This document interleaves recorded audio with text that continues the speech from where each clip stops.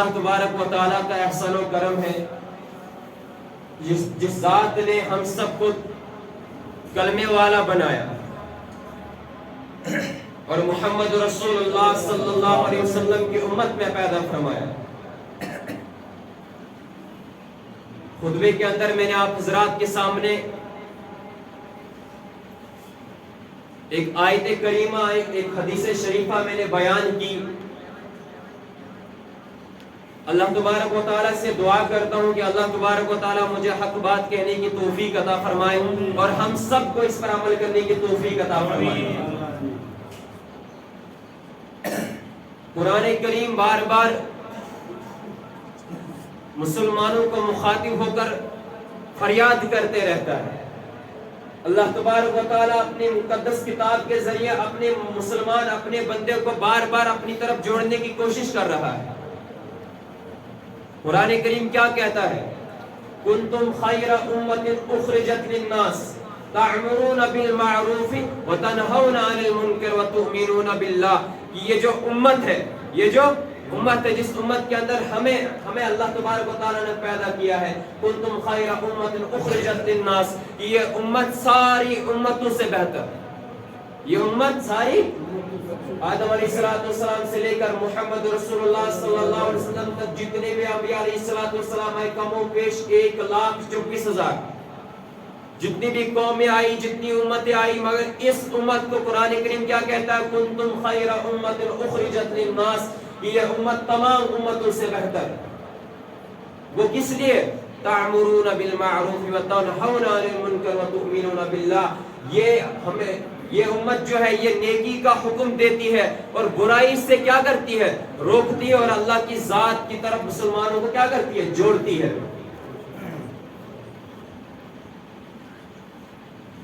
خطبے کے اندر جو میں نے آیت کریمہ میں نے تلاوت کی، قرآن کریم کہتا ہے ان الصلاۃ کانت علی المؤمنین کتابا موقوتا، کہ بے شک نماز مسلمان مرد پر، مسلمان عورت پر فرض ہے اپنے مقررہ وقتوں میں، اپنے مقررہ یعنی کہ جب نماز کا وقت ہو جائے آپ پر فرض ہے نماز کا ادا کرنا اس کے عین وقت میں۔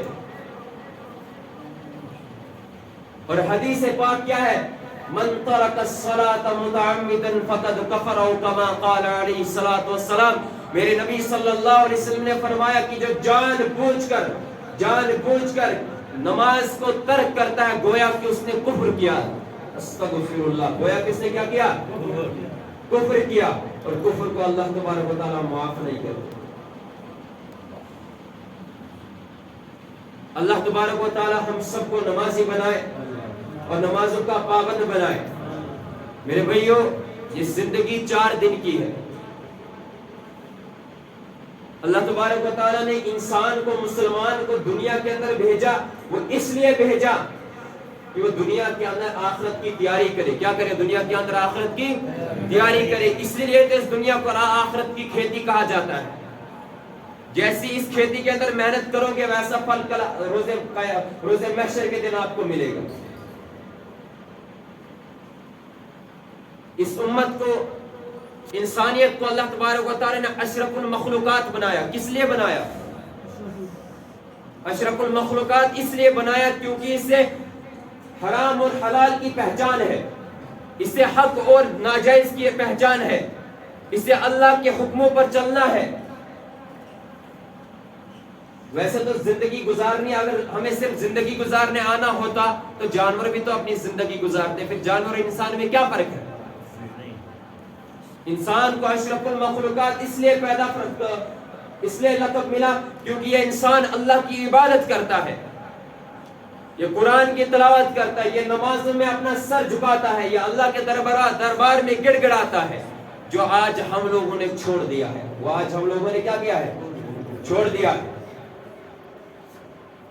ہم دنیا داری کے پیچھے، دولت کے پیچھے، ملازمت کے پیچھے، ڈیوٹی کے پیچھے، کاروبار کے پیچھے، تجارت کے پیچھے، دکانوں کے پیچھے، ہر دنیا کے اس ہر کام کے پیچھے، مگر اگر دیکھا جائے تو کل آخرت کی تیاری کرنے کے لیے ہمارے پاس کیا ہے؟ نہ نمازیں ہیں، نہ کوئی عبادت ہے، نہ ذکر و اذکار ہے، نہ کوئی بڑے صدقے ہیں، نہ کوئی بڑی قربانیاں ہیں۔ کیونکہ سب کچھ تو ضائع ہے اگر نماز کا ادا نہ ہوا. آپ کی قربانی بھی قبول نہیں, آپ کے روزے رکھنا بھی کوئی فائدے نہیں, آپ بڑے حج بھی کر دو, اگر آپ حاجی ہیں, آپ نماز کے پابند نہیں ہے, تو یاد رکھو آپ کا حج کرنے کا کوئی فائدہ نہیں. اگر آپ عالم دین ہے, اگر آپ کی نماز کے پابند آپ نہیں ہے, یاد رکھو آپ کا وہ علم حاصل کرنے کا کوئی فائدہ نہیں. وہ علم ہی کل آپ کے لیے زوال کا ذریعہ بنے گا.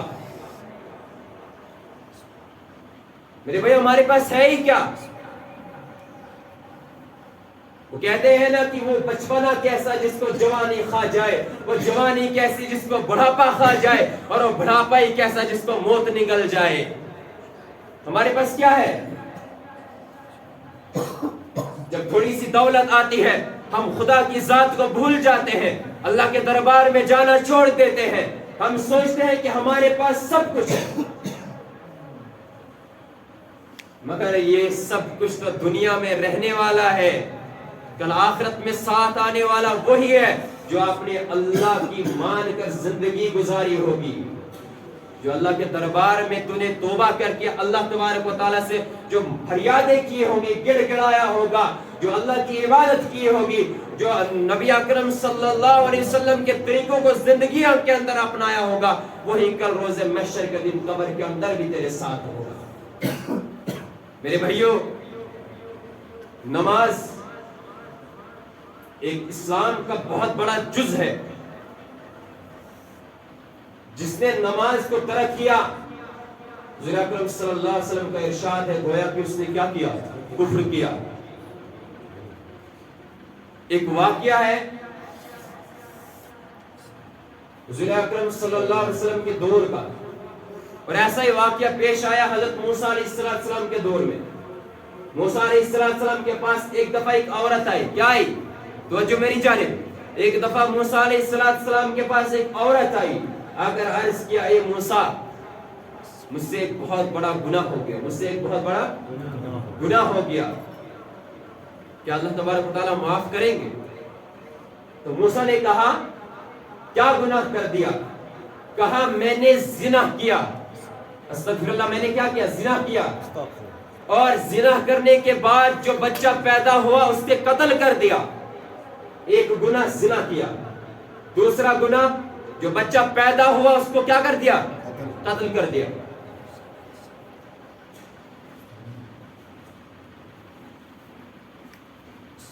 اب یہاں موسیٰ علیہ السلام نے اس عورت سے کہا نکل جاؤ یہاں سے, کہیں آپ کے گناہوں کی نحست سے, آپ کے گناہوں کی نحست سے کوئی آسمان سے بجلیاں نہ کڑکے, آگ نہ برسے. یہ عورت مایوس ہو کر تھوڑی دور گئی. اتنے میں جبریل علیہ السلام حاضر ہو. کہا اے موسیٰ, اللہ تبارک و تعالیٰ کہتے ہیں کیا یہ گناہ تمہیں بڑا لگتا ہے؟ آؤ میں تمہیں آج اس سے بھی بڑا گناہ بتاؤں گا. آؤ میں آج اس گناہ سے بھی بڑھ کر ایک گناہ کے بارے میں بتاؤں گا. جبریل نے کہا, موسیٰ نے کہا وہ کون سا گناہ ہے جو زنا سے بھی بڑا ہے, جو قتل سے بھی بڑا ہے؟ وہ کیسا گناہ ہے؟ کہا جو انسان, جو مسلمان ایک دفعہ جان بوجھ کر نماز کو ترک کر دے, گویا کہ زنا سے بڑھ کر گناہ کیا, اس سے قتل سے بڑھ کر گناہ کیا.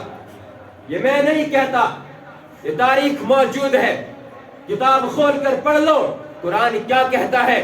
ایسا ہی واقعہ آیا میرے حضور صلی اللہ علیہ وسلم کے زمانے میں. ایک عورت آئی, کہا کہ یا رسول اللہ صلی اللہ علیہ وسلم مجھ سے زنا ہو گیا. مجھ سے کیا ہوا؟ زنا ہو گیا, کیا معافی ہوگی؟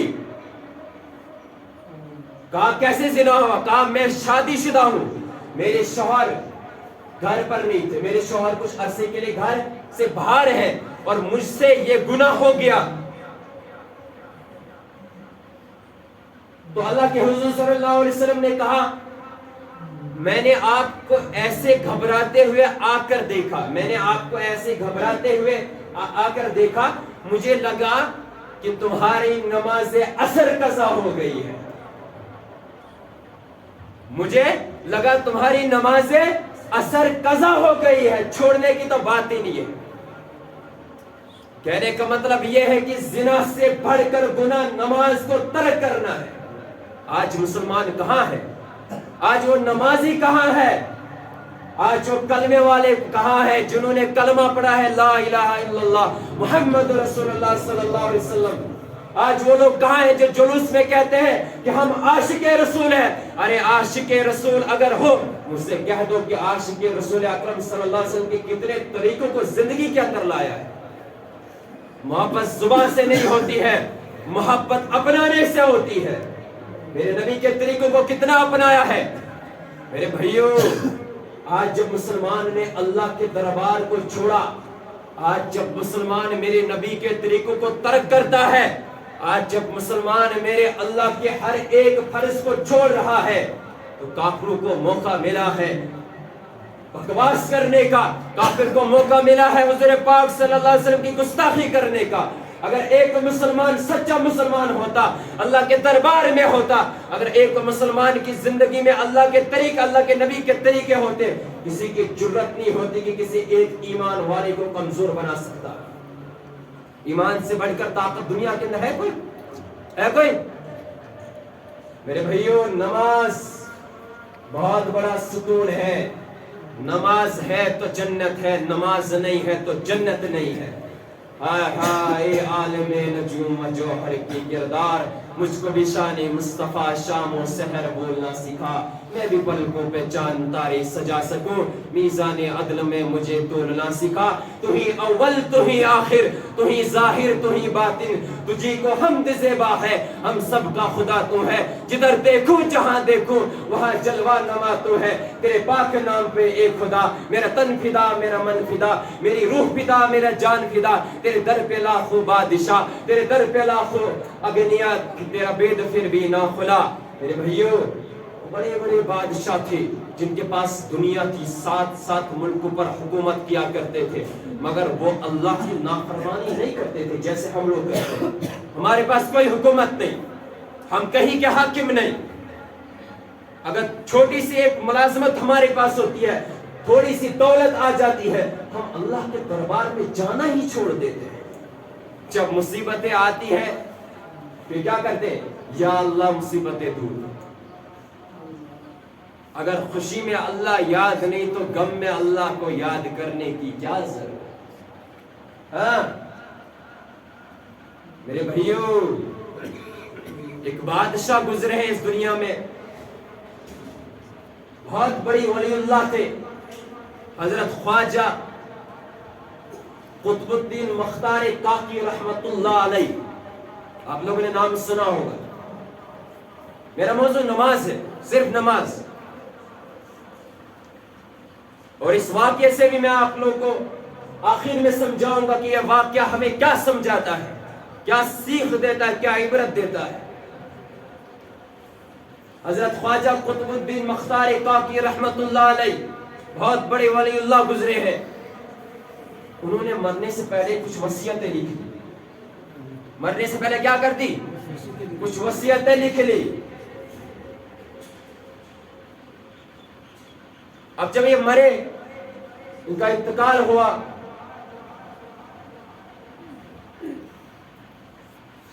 حدیث کے اندر آتا ہے، مولانا مناظر حسن گیلانی رحمت اللہ علیہ لکھتے ہیں کہ خواجہ قطب الدین مختار کاکی رحمت اللہ علیہ کے جنازے پر 15,000 محدث تھے، 15,000 محدث تھے، 50,000 قاری قرآن تھے، اور 80,000 ناظرہ قرآن تھے۔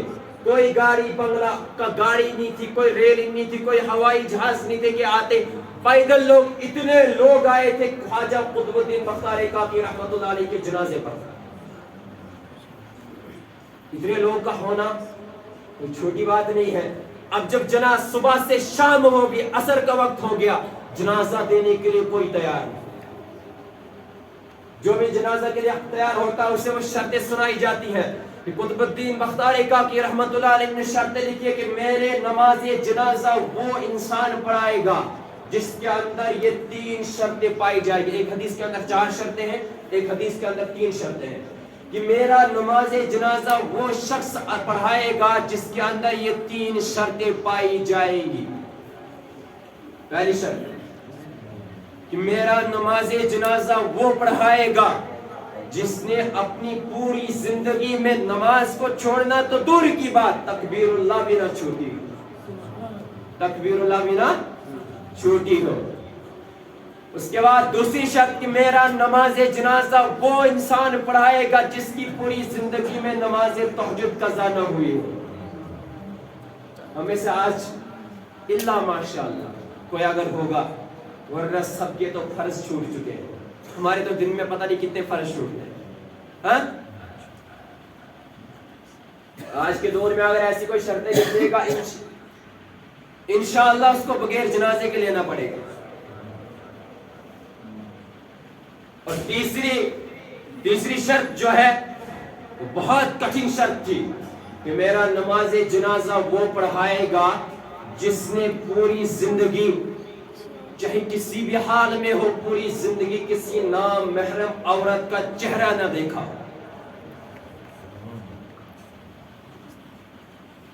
جس نے پوری زندگی کسی نام محرم عورت کا چہرہ نہ دیکھا ہو۔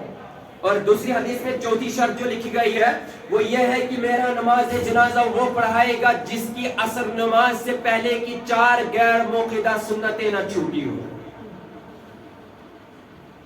آج کے دور میں آج سچ میں ایسی کوئی شرطیں لکھے گا نا تو وہ ملا سامنے آئیں گے، وہ ملا حضرات سامنے آئیں گے جنازہ پڑھنے کے لیے جن کو قرآن پڑھنا بھی صحیح نہیں آتا ہوگا کہ چلو ٹھیک ہے چلا جنازہ پڑھ لیتے ہیں، اخباروں میں اور نیوز چینل میں ہمارا نام آ جائے گا، مشہور ہو جائے گی۔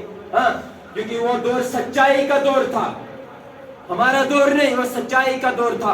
15,000 محدث، کوئی جنازہ دینے کے لیے تیار نہیں، کوئی مفتی تیار نہیں، کوئی قاری تیار نہیں، کوئی ناظرہ قرآن تیار نہیں، کوئی بڑے بڑے ولی تیار نہیں۔ اب صبح سے شام ہو چکی ہے، صبح سے شام ہو چکی ہے، عصر نماز سے پہلے کی وقت بات، عصر نماز قریب آ رہی ہے، پورے مجمع میں سے ایک کملی ڈال کے، ایک چادر اوڑھ کے ایک بزرگ نکلا، ہائے ہائے سامنے آیا اور آ کر کیا کہا، اے قطب الدین کاکی رحمت اللہ علیہ، اے قطب الدین تو نے آج یہ کیا کر دیا، جو راز میں نے آج تک چھپا کر رکھا اسے آج تو نے فاش کر دیا۔ اب اگر میں تیرا نماز جنازہ پڑھا دوں تو میرا راز فاش ہو جائے گا، میرا راز نہیں رہے گا، اور اگر میں نے اپنے راز کو بچایا تیرا نماز جنازہ پڑھنے والا کوئی نہیں۔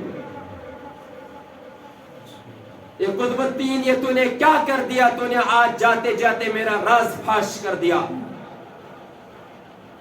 اور آپ لوگ سوچتے ہو کہ وہ یہ جنازہ پڑھانے والا کون تھا؟ وہ دہلی کے تخت پر، اس زمانے میں دہلی کے تخت پر حکومت کرنے والا حضرت شمس الدین کاکی رحمت اللہ علیہ تھا۔ بادشاہ کی بات ہے، ہم تو ایک ادنا سے آدمی ہے، ہم لوگ کتنی نافرمانیاں کرتے، وہ تو بادشاہ تھے، وہ بھی اللہ کی عبادت گزار نکلے۔ ہم لوگ کہاں ہیں؟ ہمارا ایمان کب زندہ ہوگا؟ ہمارے دلوں میں کب خوف الہی پیدا ہوگا؟ بہر غفلت یہ تیری ہستی نہیں، دیکھ جنت اس قدر سستی نہیں، تو برائے بندگی ہے یاد رکھ، فرض تجھ پہ بندگی ہے یاد رکھ، ایک دن مرنا ہے آخر موت ہے، کر لے جو کرنا ہے آخر موت ہے، دنیا میں جو کرنا ہے کر لے، جی بھر کے کر لے، کل روز محشر کے دن جب میرے اللہ کے سامنے حاضر ہونا ہوگا تو کیا کس شکل کس چہرے سے جائے گا، کیا بیان کرے گا، کیا حساب دے گا؟ اس لیے قرآن کریم کہتا ہے کل روز محشر کا دن ہوگا، روز محشر کا دن ہوگا، بے نمازی کو پکڑ کے لایا جائے گا، بے نمازی کو کیا پکڑ کر لایا جائے گا، اور حکم ہوگا کہ چلو سجدے میں جھک جاؤ، سجدے میں جھک جاؤ۔ جنہوں نے دنیا کے اندر نمازوں کی پابندی کی ہوگی، جنہوں نے دنیا کے اندر اللہ کی مان کر زندگی گزاری ہوگی، جنہوں نے نمازوں کو نہیں چھوڑا ہوگا، وہ سجدے میں نکل جائیں گے، وہ سجدہ ریز ہو جائیں گے۔ اور جنہوں نے دنیا کے اندر اللہ کی نافرمانی کی ہوگی، جنہوں نے دنیا کے اندر نمازوں کو ترک کیا ہوگا، جنہوں نے دنیا کے اندر اللہ کی نافرمانی کی ہوگی، ان کے کمر میں لوہے کے راڑ کو ٹھوک دیا جائے گا، نہ وہ جھک پائیں گے نہ وہ ہل پائیں گے، ایک ہی جگہ کھڑا ہو جائیں گے۔ سوا نیزے پہ سورج کو لایا جائے گا، اتنی گرمی ہوگی. قرآن کہتا ہے فذوقوا فلن نزیدکم الا عذابا، یہ اتنی گرمی ہوگی ایک انسان کے پسینے سے 70 کشتیاں چلیں گی. زانی کی سزا نہیں سنا رہا ہوں، شرابی کی نہیں سنا رہا ہوں، قاتل کی نہیں سنا رہا ہوں، نافرمانی کی. میں کس کی سزا سنا رہا ہوں؟ بے نمازی کی، جو نمازوں کو ترک کرتے ہیں اس کی سزا سنا رہا. یہ کہے گا یا اللہ ہمیں موت دے دے، یا اللہ ہمیں موت دے دے، اور حکم ہوگا کہ اب ابداً ابدا کی زندگی ہے، اب موت آنے والی نہیں ہے. پھر کیا کہے گا؟ یا اللہ عذاب تھوڑا کم کر دے، عذاب کم کر دے. قرآن کہے گا فذوقوا فلن نزیدکم الا عذابا، کہ اب تمہارا عذاب کم نہیں ہوگا بلکہ بڑھتا جائے گا، بڑھتا جائے گا. سب کو آگے درست کرے، پیچھے حضرات آ رہے ہیں، سب کو آگے درست کرے کہ اب تمہارا عذاب کیا ہوگا؟ بڑھتا جائے گا، کم نہیں ہوگا. اسی لیے قرآن کہتا ہے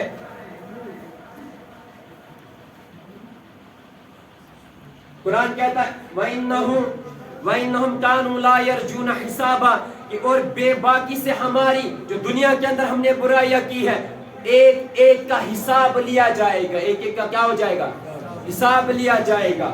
اور اللہ تبارک و تعالیٰ کہیں گے ذُقْ إِنَّكَ أَنْتَ الْعَزِيزُ الْكَرِيمُ، کہ اب جھکو، اب جھکو. تم تو خود کو دنیا کے اندر بڑا متکبر سمجھتے تھے، میری نمازوں کو چھوڑنا تمہیں مذاق لگتا تھا، تو اب جھکو. اب کیا ہو گیا؟ اب تمہارا عذاب کم نہیں ہوگا. اور یہ انسان جب اس کو جہنم کے اندر ڈالے جائے، بے نمازی کو جب جہنم کے اندر ڈالا جائے گا، جنتی سوال کریں گے. جنتی کیا کریں گے؟ سوال کریں گے آخر تم نے گناہ کیا کیا تھا؟ تم تو دنیا کے اندر دولت مند تھی، دنیا کے اندر تمہارے پاس گاڑی بنگلے تھی، دنیا کے اندر بڑی شہرت تھی، بڑا دبدبا تھا، بڑی واہ تھی، ہر چیز تھا دنیا کے اندر. آج تم آخرت میں جہنم کے اندر کیوں ہو؟ جہنم کے اندر کیوں ہو؟ تو یہ جہنم میں کہیں گا ہائے افسوس، ہائے افسوس.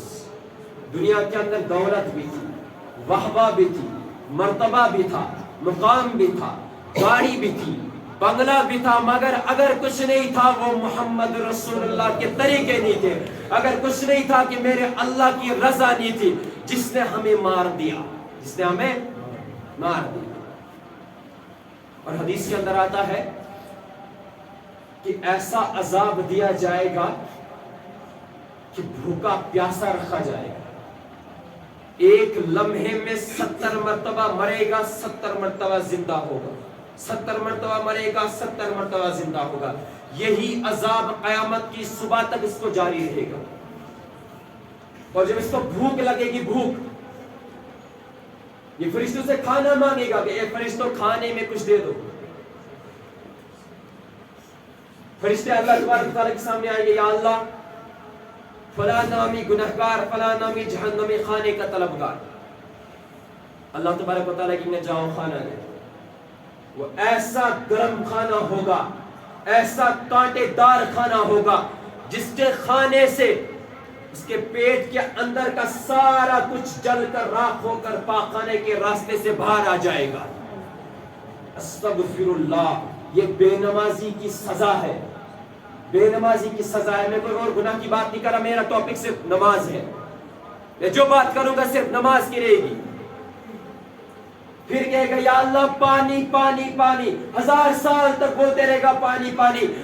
ایسا ابلتا ہوا پانی دیا جائے گا کہ جب وہ پانی کا پیالہ اس کے سامنے لایا جائے گا، اس کی تبش سے، اس کی حرارت سے اس کی آنکھیں نکل کر اس کے اندر گر جائے گا.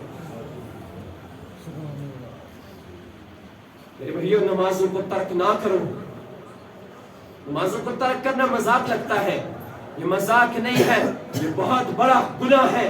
یہ گناہ زنا سے بڑھ کر ہے، یہ گناہ شراب پینے سے بڑھ کر ہے، یہ گناہ قتل کرنے سے بڑھ کر ہے. نماز کو جان بوجھ کر ترک کرنے والا گویا کہ وہ کفر کرتا ہے. اس لیے امام احمد بن حنبل رحمۃ اللہ علیہ کی حدیث ہے، ان کی قول ہے، انہوں نے لکھا ہے اپنی کتاب کے اندر کہ اگر کوئی مسلمان نماز کو ترک کرتا ہے، جان بوجھ کر نماز کو ترک کرتا ہے، اس کو اس کے جنازے پر بھی نہ جاؤ، اس کے جنازے پر بھی نہ جاؤ، اس کو مسلمانوں کے قبرستان کے اندر بھی پیدا مت کرو، کہیں اس کی نحوست کی وجہ سے پورے قبرستان کے اندر عذاب نہ آ جائے۔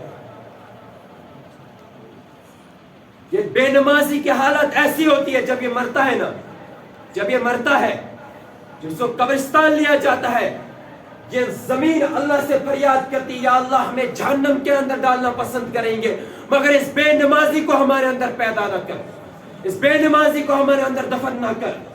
اتنی نفرت کرتی ہے بے نمازی سے یہ زمین۔ تو میرے بھائیو، اگر زمین اتنی نفرت کرتی ہے، کل روز محشر کے دن ہم نے کیا چہرہ لے کر اللہ کے سامنے جائیں گے؟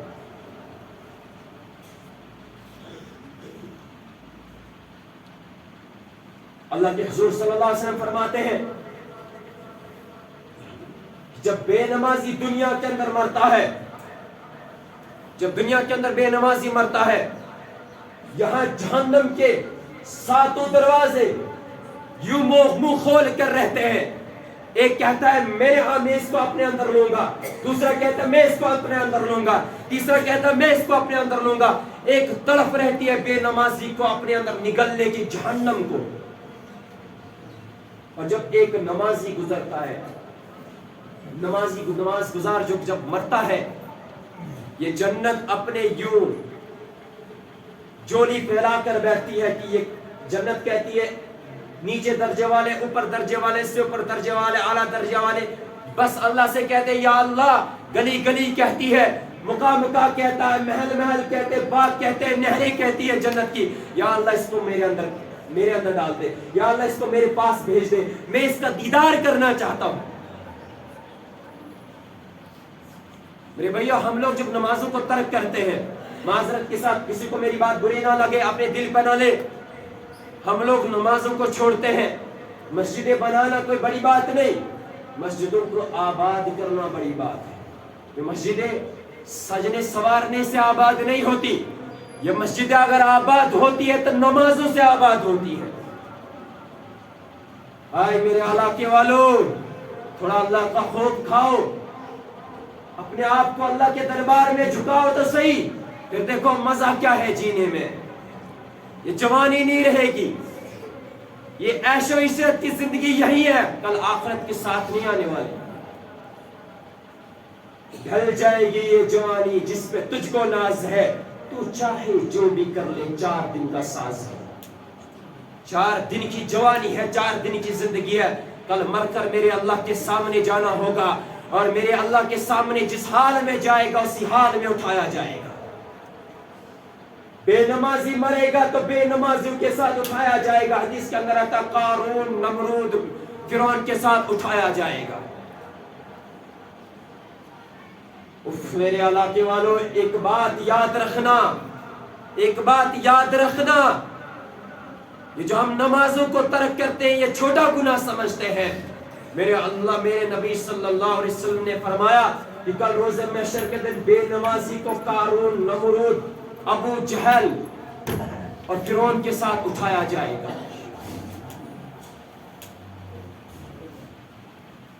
ہم اللہ تبارک و تعالیٰ سے خوف نہیں کھاتے، ہم اللہ کی ذات سے نہیں ڈرتے۔ اگر ہمارے اندر اللہ کا خوف ہوتا تو ہم نمازوں کو یوں ترک نہیں کرتے۔ اگر ہمارے اندر اللہ کا خوف ہوتا تو ہم اللہ کے اس گھر کو ایسے ویران نہیں رکھتے۔ 2، 3، 4، 5 نمازوں کی وجہ سے مسجد آباد نہیں ہوتی۔ ہمیں مل کر اس مسجد کو آباد کریں گے کہ نہیں کریں گے؟ زور سے کریں انشاءاللہ۔ اللہ تعالیٰ ہمارا انشاءاللہ قبول کرے۔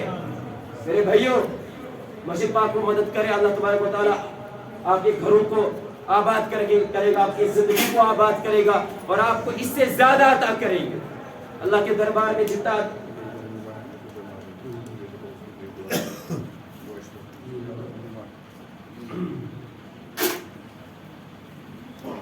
ہم لوگ سوچتے ہیں کہ ہم پر عذاب نہیں آتا۔ وہ ایک دفعہ ہوا ایسا، یہ گزشتہ ہفتے کی بات ہے، ایک نوجوان سے میں گفتگو اپنی بات کر رہا ہوں۔ انہوں نے مجھ سے پوچھا کہ یہ انٹرنیٹ سروس بند کیوں ہے؟ میں نے کہا کہ وہ کسی نپور شرما نے حضور اکرم صلی اللہ علیہ وسلم کی ذات اقدس میں گستاخی کی ہے، اور یہ نوجوان کہتا وہ کون ہے؟ کیا کہتا ہے؟ ممبر رسول پر بیٹھا ہوں خدا کی قسم، یہ نوجوان کہتا وہ محمد کون ہے؟ 25-26 سال کی عمر ہے اس کی، یہ حال ہے آج کے مسلمان کا۔ کیا منہ دکھا، کیا منہ لے کر جائے گا میرے نبی کے سامنے؟ اللہ کی قسم اللہ آج بھی اسی قہر کے ساتھ موجود ہے، اللہ آج بھی اسی ذات کے ساتھ موجود ہے، اللہ آج بھی اسی طاقت کے ساتھ موجود ہے جس طاقت کے ساتھ نمرود کے زمانے میں تھا، جس طاقت کے ساتھ فرعون کے زمانے میں موجود تھا۔ اللہ کو ہماری ضرورت نہیں ہے، اللہ کو اگر ہماری ضرورت ہوتی، ہاں اللہ اگر ہم سے کسی چیز کہ ہمیں پیدا کسی چیز کے لیے، کیا وہ صرف محض اپنی عبادت کے لیے پیدا کیا ہے کہ میرا بندہ دنیا کے اندر گمراہ ہوتا ہے یا پھر میرا بن کر چلتا ہے؟ اور آج ہم لوگ گمراہ ہوئے ہیں۔ کیوں گمراہ ہوئے ہیں؟ کیونکہ نہ ہمارے نمازوں کا پتہ، یہاں آذان ہوتی ہے اور وہاں نوجوان بیٹھا رہتا ہے، یہاں آذان ہوتی ہے نوجوان اپنا موبائل کے گانے بند نہیں کرتا۔ یہ کیسا ایمان ہے؟ یہ کیسا ایمان ہے؟ اس ایمان کے ساتھ کیا ہمیں آخرت میں جنت ملے گی؟ ہاں ملے گی؟ میرے بھائیوں نمرود کا زمانہ تھا، ایسا ظالم تھا۔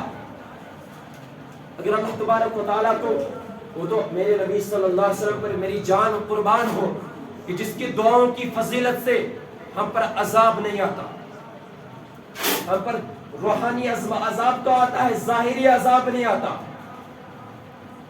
ایک بے نمازی کے حضور اکرم صلی اللہ علیہ وسلم نے کہا بے نمازی کے لیے روحانی عذاب دیے جاتے ہیں، ظاہری عذاب تو نہیں آئے گا اس امت پر۔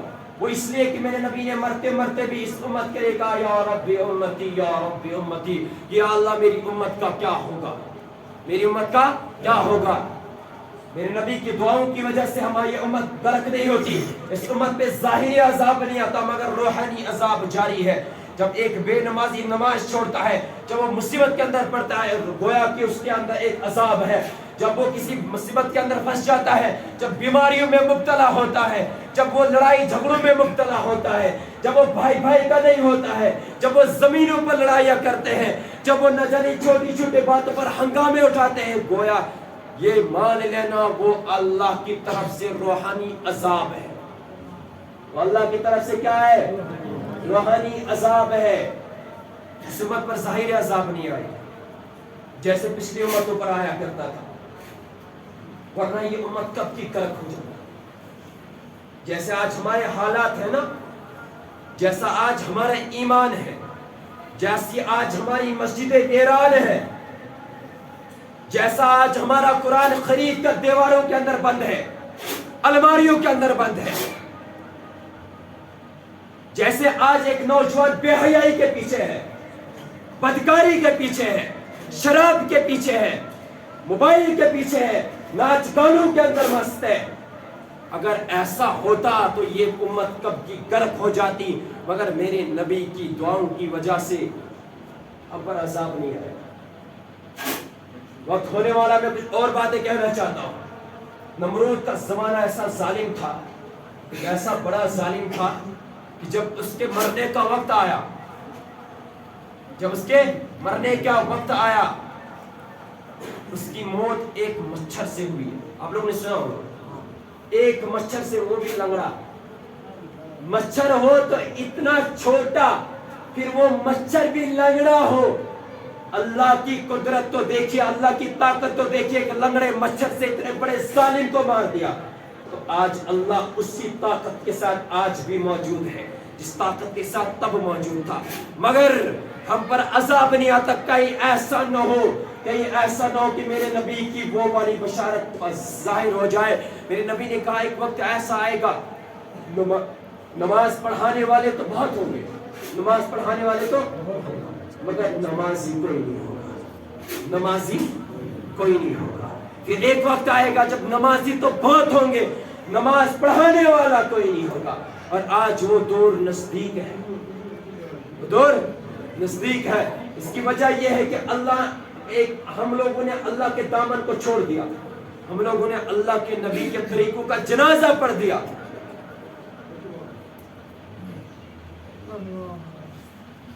نمرود کا جب مرنے کا وقت آیا مچھروں کے ایک جھنڈ اس کے پیچھے پڑا. یہ بہت بڑا واقعہ ہے.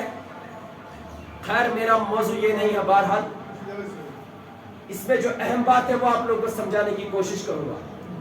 نمرود کا جب مرنے کا وقت آیا مچھروں کا ایک جھنڈ اس کے پیچھے پڑا. یہ نمرود آگے مچھر پیچھے, کافی دور تک وہ جھنڈ بکھر گیا. ایک لنگڑا مچھر نے نمرود کا پیچھا نہیں چھوڑا. یہ نمرود کے گھر تک پہنچ گیا.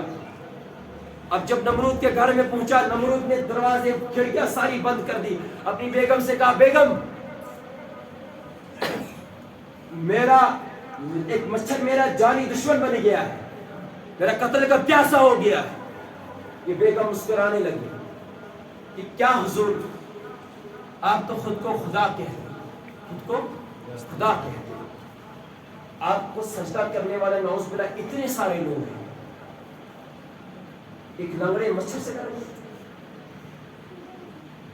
اس نے کہا بیگم تمہیں نہیں پتا وہ لنگڑا مچھر کتنا خطرناک ہے, مچھر کتنا خطرناک ہے. بات کرتے کرتے سامنے دیوار پر مچھر بیٹھ گیا. بیگم نے جھاڑو اٹھایا اور اس مچھر کو مارا. مچھر وہاں سے اٹھ کر نمرود کے ہونٹ پر بیٹھا. اب ہونٹ پر بیٹھا تو نمرود نے اشارے سے اس مچھر کو اڑانے کی کوشش کی, اس کو اٹھانے کی, اپنے ہونٹوں سے بھگانے کی کوشش کی. یہ مچھر اس کے ناک میں گھس گیا, اس کے ناک میں گھس گیا. یہ کتاب موجود ہے, کتاب کے اندر لکھا ہے, پورا واقعہ لکھا ہوا ہے. اس کتاب کا مطالعہ کرتے صفحہ نمبر 187 کے اندر یہ لکھا ہے. یہ مچھر اس کے ناک کے اندر گھسا, ناک سے دماغ کے اندر چلا گیا. کیا دماغ کے اندر چلا گیا. اب اس نے اپنا کام شروع کر دیا جو اللہ کا حکم تھا. اس نے اس کے دماغ کی نسوں کو کاٹنا شروع کر دیا. نمرود چلانے لگا. جن لوگوں کو کہتا تھا کہ میرے سامنے سجدہ کرو, جن لوگوں کو سجدہ کراتا تھا انہی لوگوں سے کہتا ہے کہ اے لوگوں آؤ جوتے مارو میرے سر پر, آؤ جوتے مارو میرے سر پر. اب وہ سجدہ کرنے والے لوگ, نمرود کو ماننے والے, خدا ماننے والے لوگ نمرود کے سر پر جوتے مارتے ہیں. نمرود کو سکون ملتا ہے, مچھر کاٹنا بند کر دیتا ہے. اب جوتے مارنا بند اور مچھر کا کام شروع. مچھر کام شروع کرتے تھا کاٹنے کا. ایسے ہی جوتے کھاتے کھاتے ایک لنگڑے مچھر سے نمرود کی موت ہو گئی. اللہ اسی قدرت کے ساتھ آج بھی موجود ہے. کہیں ایسا نہ ہو میرے بھائیوں, آج جیسا دور چل رہا ہے, جیسا دور چل رہا ہے, کل ایسا نہ ہو کہ ہمیں کلمے پڑھنے کی بھی اجازت نہ ہو. کیونکہ ہمارا تو ایمان ہی نہیں ہے نا, ایمان کمزور ہے نا. اگر ہمارا ایمان مضبوط ہوتا, کسی کے اندر اتنی جرت نہیں ہوتی, چاہے وہ حاکم ہو, حکمران ہو یا کتنا بڑا ظالم ہو, کہ ایک مسلمان ایک مومن کو ہراتا. جب ایمان ہی نہیں ہے, ہمارے دل مردہ ہے, ہمارے دلوں میں شیطان بھرے پڑے ہیں, ہمارے دلوں کے اندر دنیائی محبت ہے, آخرتی طرف ہی نہیں ہے. اور نماز دن میں وہ شیطان نے کون سا بڑا زنا کیا تھا, شیطان نے شراب پی تھی, شیطان نے قتل کیا تھا, ایک سجدے کا انکار کیا, ہمیشہ ہمیشہ کے لیے لعنت کا توپ اس کے گلے میں پہنا دیا گیا. اے مسلمان, تو دن میں 5 نمازوں کو چھوڑتا ہے, کتنے سجدوں کا انکار کرتا ہے, تیرا حشر کیا ہوگا, کیا حشر ہوگا. میرے بھائیو آج وقت ہے سدھرنے کا, آج وقت ہے اللہ سے مانگنے کا. اللہ تبارک و تعالی سے دعا مانگتا ہوں, یا اللہ ہمارے گناہوں کو معاف فرما, آمین. یا اللہ ہمیں نمازی بنا, آمین. پڑھیں گے نا آج کے بعد انشاءاللہ نماز, مسجد کو آباد کریں گے خصوصاً. دور دراز کی بات چھوڑیے, میرے اس علاقے کے جتنے بھی لوگ ہیں, معذرت کے ساتھ کہتا ہوں, یہ گراؤنڈ کے اندر بیٹھنے سے کوئی فائدہ نہیں, باہر سے ناچنے سے کوئی فائدہ نہیں. آزان ہوتی ہے, مسلمان مومن چھپتا ہے. بس 2 منٹ اور لوں گا, معذرت کے ساتھ 2 منٹ اور لوں گا.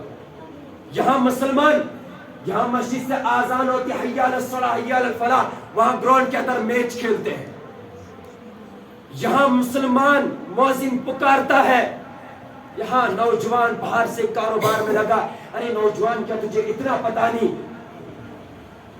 کہ جب نماز آزان ہوتی آزان کے وقت خرید و فروخت کرنا بھی حرام ہے, کاروبار کرنا بھی حرام, تجارت کرنا حرام, ہر چیز حرام ہے نماز کے وقت. اور اللہ کے حضور صلی اللہ علیہ وسلم آخری چھوٹی سی حدیث, اللہ کے حضور صلی اللہ علیہ وسلم نے کہا کہ جو مسلمان آزان کو سننے کے بعد نماز کی طرف رخ نہ کرے گویا کہ اس نے اسلام پر دین پر سراسر